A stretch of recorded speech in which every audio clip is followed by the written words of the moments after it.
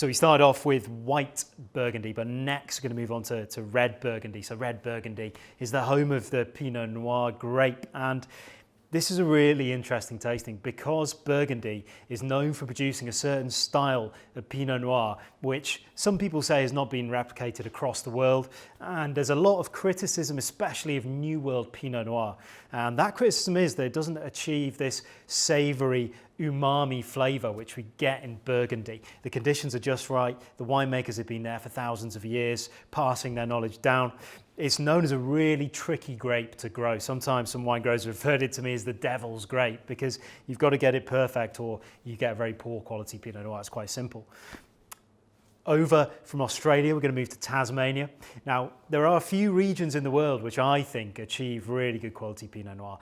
Places like the Willamette Valley in Oregon. You've got some of the cooler areas in South Africa produce excellent Pinot Noir, and Central Otago in New Zealand, but also one that I've just discovered in the last few years, Tasmania makes exceptional Pinot Noirs. They're certainly not at entry level though. They start at a pretty price, as does red Burgundy, and Burgundy is criticised for being too expensive sometimes. So this is going to be really interesting to see where these two sit when we drink them together. So we've got the Dawson James Pinot from Tasmania, made by Peter Dawson and Tim Janes, and they've been in the wine trade together between them for over 100 years. So that's quite an incredible winemaking team, not far from Hobart here. So we're less than 40 miles from Hobart. 2011 vintage, so a little touch older in the wine. So maybe we're expecting here a little bit more of a tawny colour in the wine. The slight oranginess that develops on the side of the wine, that can give us a judge to say, you know, this wine is a little bit older, but it's not always necessarily the case. So we'll keep that in mind as one of our clues when we're trying to guess the wines. Rainfall can be a problem in Tasmanian wines. They can have quite wet climates, so wet summers. In 2011, they did have a lot of rainfall, but it didn't affect where this wine's made too much. It's more in the southeast of the country. Gevrey Schomburton. Now, this again is another familiar name, a bit like Chablis. This is an appellation within Burgundy in the Côte de Nuits. And the Côte de Nuits, they grow 95% Pinot Noir here. The rest is Chardonnay generally, and some Aligoté and some Gamay too. But yeah, mainly Pinot Noir grape. And Gevrey Schomburton is pretty much always, although you can occasionally get a wine, pretty much always Pinot. And it's known for producing Pinots which have this particularly savoury quality. Even for Burgundy, it's known for being one of the more savoury, umami, mushroomy flavoured Burgundies. Now, I picked it from an interesting producer today because this is Jane. Now, she's an Australian and she was born in Melbourne, and she was actually working as a hairdresser in Melbourne when she got a link to go and work in some vineyards. Then she worked some really notorious estates down under Cullen and Margaret River. She also worked for Felton Road and Atarangi. Felton Road produced exceptional Pinot Noir in New Zealand. So yeah, really interested to see. I haven't tried her wines before. Really interested to see what she does in her Gevrey Schomburton. She lived in France for a number of years now, and yeah, really, really knowledgeable winemaker too. So let's go into the tasting of two wines. So I'm going to start on my right-hand side. I don't know, again, which way around these are. Lovely Sophie's kept these a good secret from me. So I'll start with wine number A on my right-hand side.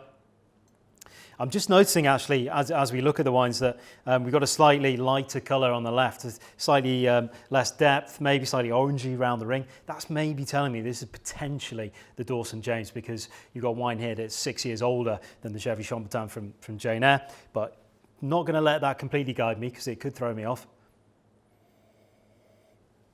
Yeah, on the nose, getting a really classic Pinot Noir cherries, those berries, like light berries, but really strong cherries. But also sometimes we use, this is not a derogatory term, a farmyardy quality, really, really savoury, almost musty, deep, undergrowth, mushroomy kind of quality to the wine. But it smells nicely balanced. I'm getting a little bit of everything. There's a little bit of oak aging here as well, I'm smelling in the wine, but it's not too vanilla-y.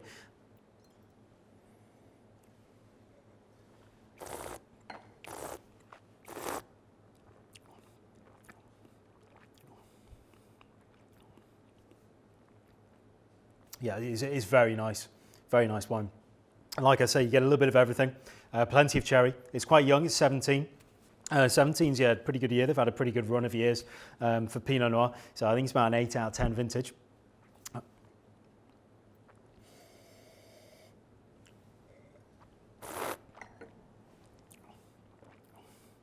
the way you get the fruit flavour and that silky texture of the Pinot Noir. I mean, one of the things we think about in Pinot Noir is a beautiful silky texture, and it's sometimes people regard it as a sexy grape. This is a cool grape because of its delicacy and its balance, and this wine has got balance and abundance, and the way it rolls around, really nice and soft, should go beautiful with the cheese we're going to taste in a minute. So I'm going to move on to wine number B, wine B. Wow, immediately on the nose, a lot more intensity.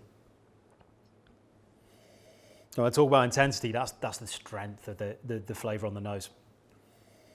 And it seems a little bit more cooked fruit. So, it's what I said earlier on, one of the criticisms of these wines from the New World Pinot Noirs can be they're a bit too jammy. I mean, this doesn't taste jammy, but you can just maybe smell that the grapes have been had a little bit more sun on them, been a little bit more scorched.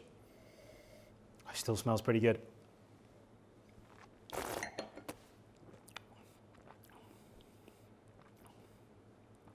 Really interesting. Actually, I'm picking up a slight coffee flavour on the end. I think to me, because it's interesting because it smells jammy, but actually on the palate, there's perhaps less fruit than the wine I've tasted over here. Again, which is pointing me in a certain direction because the aging in the wine, fruit flavours are something you lose first. But yeah, really nice wine actually. The texture of it is incredibly creamy. This is more silky, but I think creamy for wine B. So yeah, I hope you've got some idea of what you might go for. I'm going to try it with the cheese and then I'll let you know what I think. So you're going to taste some cheese next. So this is a Délices de Bourgogne. It's a cow's milk cheese and it's a triple cream cheese. So yeah, it's certainly not one if you're on a diet, but it's 40% fat content here. But it's often said that the wines from Burgundy work well with the cheeses from Burgundy. So we're going to put that to the test. It's interesting because you get a little bit of mushroomy flavour to it, and that's part of the reason why they say the cheeses here pair up with the wines, because you get that mushroomy quality in the Pinot Noir.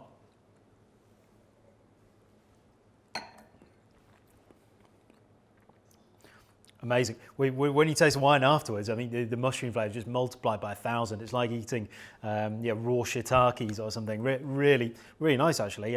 But just to bring out that particular element in the wine, the textures marry up nicely as well. Creamy wine, the silky wine, sorry, and the creamy cheese.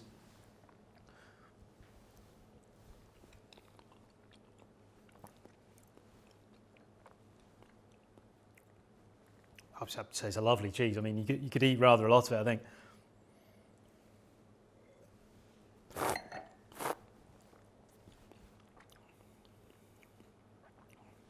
It's interesting, a similar interaction, but the acidity seems to come through a little bit, interact a little bit with the cheese, a little bit more with my wine here, wine B. It doesn't go together actually too well, not as well anyway. I'd probably call that a 55% pairing. Over on this side, it's certainly a little bit better, quite interesting.